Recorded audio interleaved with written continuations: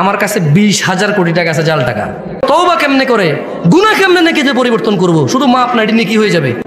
ধরে নেন বাংলাদেশ সরকার বললো কার কাছে কত জাল টাকা আছে, সমস্ত জাল টাকা না জমা দাও, সেম আসল টাকা নিয়ে যাও, তবে আর কখনো জাল টাকা বানাইতে পারবা না, যদি বানাও মৃত্যুদণ্ড। এখন এক লোক বললো যে এই যে বললো সমস্ত জাল টাকায় আসল টাকা দিবে, আমার কাছে 20,000 কোটি টাকা আছে জাল টাকা। ধরেন গভর্নমেন্ট বললো যে ডাজন্ট ম্যাটার, যত আছে 20,000, 50,000, 1 লাখ কোটি টাকা থাক, ডাজন্ট ম্যাটার, তবে আজকে এখানে জমা দিতে হবে। এই টাইমের ভিতরে জমা দিলে তোমার এই যত টাকা জাল আছে অত টাকার বিনিময়ে আসল টাকা দেবে সরকার, এবং এরপরে আর তোমাকে কি করবে, যদি এরপরে অপরাধ করো মৃত্যুদণ্ড। এখন বললো যে 50,000 কোটি টাকা, কেউ কি মিস করবে এটা? আল্লাহ এরকমই বলতেছে যে যত অপরাধ আছে শর্ত হচ্ছে বেঁচে থাকা অবস্থায় মাপ চাইতে হবে। কখন? শর্ত কি?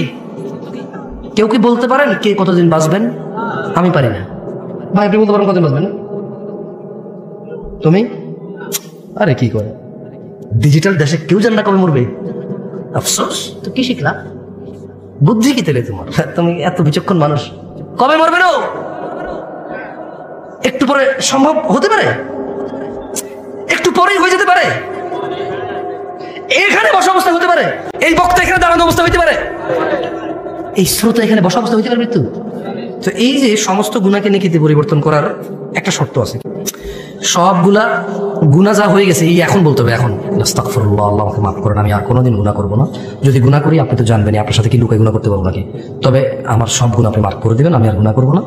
বাস মৃত্যু পর্যন্ত আপনি তৌফিক দেন যাতে আপনার উপরে ঈমান রেখে ভালো কাজ করে মরে যাই, আর খারাপ কাজ করবো না। এই আল্লাহ বলছে সব নেকি হয়ে যাবে। এখন আপনাদের সিদ্ধান্ত ভাই, আমি তো আপনাদের আসলে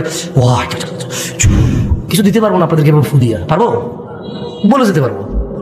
আমি আল্লাহর কাছে আপনাদের সকলের জন্য এবং আমার জন্য ক্ষমা চাই, আল্লাহ আমাদের সবাইকে মাফ করুন। আপনারাও আপনাদের জন্য মাফ চাইেন আল্লাহর কাছে, আমিও আমার জন্য আল্লাহর কাছে মাফ চাইবো।